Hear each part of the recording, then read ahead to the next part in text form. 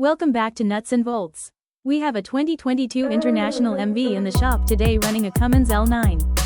The customer's complaint is an active check engine light, and when we hook up our diagnostic tool, we're greeted with multiple codes hitting the ECM at the same time. Let's start parsing through the data. We target the after-treatment system first.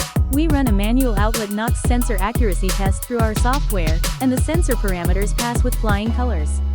Next, we command a dynamic def system leak test, ramping up line pressures to a solid 123 psi to verify fluid delivery integrity.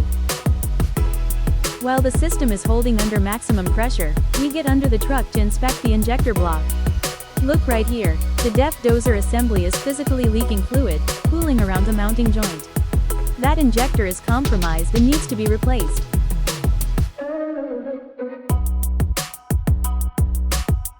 With the def Dozer flagged, we jump up to address our active intake manifold pressure codes. We inspect the high pressure side of the induction path and track down a major boost leak right at the turbocharger elbow connection. The sealing O-ring has completely blown out, bleeding boost. Finally, we dig into our active EGR system faults, and this is where things get really ugly. We unbolt the crossover pipe, mixer housing, and the EGR valve assembly. Look inside these ports. The entire circuit is completely choked out with thick, black carbon soot. The mixing block is almost totally restricted. Time to fix it.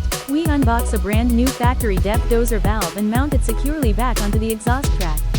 Then, we take our salvaged components to the bench, thoroughly scraping and chemical cleaning the soot out of the EGR valve, crossover pipe, and mixer housing back to clean metal.